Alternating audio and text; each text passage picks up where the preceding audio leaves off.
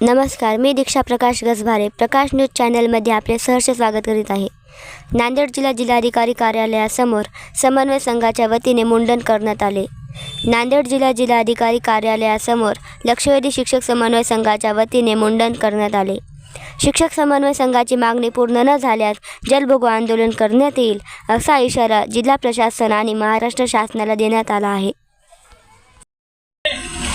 100% पगार 100% पगार मिळालाच पाहिजे। कोण म्हणतं देत नाही, त्याशिवाय राहत नाही।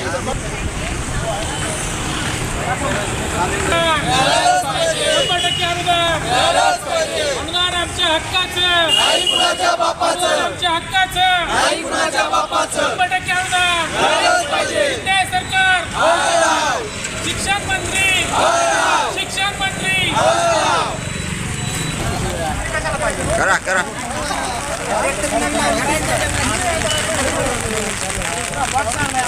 भर पावसात या ठिकाणी चिंताच करू नका तुम्ही। 100% अनुदान मिळालंच पाहिजे, 100% अनुदान मिळालंच पाहिजे, 100% अनुदान मिळालंच पाहिजे। शिक्षण मंत्री हाय हाय, शिक्षण मंत्री हाय हाय, अजय पवार हाय हाय, अर्थमंत्री हाय हाय, मुख्यमंत्री हाय हाय, उपमुख्यमंत्री हाय हाय, देवेंद्र फडणवीस देवेंद्र फडणवीस 100% मिळालं पाहिजे। बस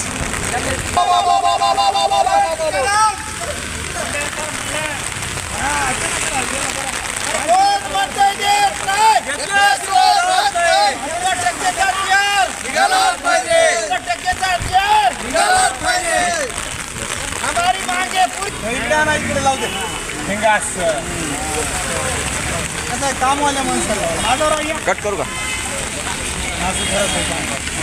शिक्षक समन्वय संघाच्या वतीने जवळपास मागील 14 दिवसापासून नांदेड जिल्हाधिकारी कार्यालयासमोर वेगवेगळ्या पद्धतीचं आंदोलन सुरू आहे। मागणी अतिशय संविधानिक हक्काची एकच आहे की आम्हाला 1 जानेवारी 2024 पासून प्रचलितनुसार टप्पावाढ मिळाली पाहिजे आणि ही मागणीची घोषणा आणि त्याचं रितसर असं कागदसुद्धा या राज्याचे शिक्षण मंत्री दीपक केसरकर यांनी आझाद मैदानावर येऊन आम्हाला दिलेलं होतं आणि त्या अनुषंगाने आम्ही मागणी घेऊन बसलोय। 7 महिन्यापासून त्यांचा साधा तयारही निघत नाही आहे। आज आमच्या बांधवांनी सरकारचा निषेध म्हणून आम्ही आज मुंडन आंदोलन केलेलं आहे। आज जर पुढच्या येणाऱ्या आठवड्यामध्ये जर आमचा कॅबिनेटमध्ये निर्णय लागला नाही तर आम्ही 63,000 शिक्षक जेल भरो आंदोलन करणार आहोत। विधानसभेच्या अगोदर आमचा जर शासन निर्णय पुढच्या आठवड्यात कॅबिनेटमध्ये झाला नाही तर शाळा बंद आंदोलन महाराष्ट्रामध्ये असेल। हे आंदोलन आता शिक्षकाचं राहिलं नाही तर 63,000 शिक्षकासोबत पूर्ण संस्थाचालक, पूर्ण शेतकरी बांधव, ज्या विद्यार्थ्यांना आम्ही घडवलंय तो सर्व विद्यार्थी वर्ग, पालक वर्ग आणि असं एक जनआंदोलन आम्ही आमच्या हक्काच्या पगारीसाठी केलं। अहो, या पुरोगामी महाराष्ट्रामध्ये खेद वाटतो आणि मला या सरकारचा निषेध करायचा आहे। याचं कारण असं आहे की एखादा प्रश्न किती वर्षाचा असावा, मागील 22 वर्षापासून हा प्रश्न विना वेतनाचा या महाराष्ट्रामध्ये आहे। एकीकडे आम्ही महात्मा फुलेंचं नाव घ्यायचं, एकीकडे बाबासाहेबांचं नाव घेऊन हे राजकारण करतात, एकीकडे छत्रपतीचा आशीर्वाद यांना पाहिजे असतो। त्यांच्या शिकवणीचं काय? त्यांनी घडवलेल्या महाराष्ट्रामध्ये जे उद्याचं भविष्य घडवतात त्या शिक्षकांना भर पावसामध्ये मागील 14 दिवसापासून आम्ही आंदोलन करतोय तरी या सरकारला जाग येत नाही। अरे, कुठल्या गेंड्याची कातडी पांघरून तुम्ही झोपलेले आहात? याद राखा, तुम्ही जर आज आम्हाला मुंडन करायला लावलंय, मागं आम्हाला तुम्ही भीक मागायला लावलंय। जर या शिक्षकाचा शाप लागला तर येणाऱ्या काळामध्ये तमाम मंत्रिमंडळाला रस्त्यावर भीक मागायची वेळ ही जनता आणेल। कारण शिक्षकाचा तो शाप असेल म्हणून ती शाप देण्याची वेळ येऊ देऊ नका। एकीकडे गुरुर ब्रह्मा गुरुर विष्णू म्हणताय, त्या पद्धतीनं वागायला शिका, नाहीतर तुमच्या करणीमध्ये आणि कथनीमध्ये जर अशा पद्धतीचा फरक दिसत असेल तर हा 63,000 शिक्षक तुम्हाला कदापि माफ करणार आहे। आम्ही काय मागतोय हो?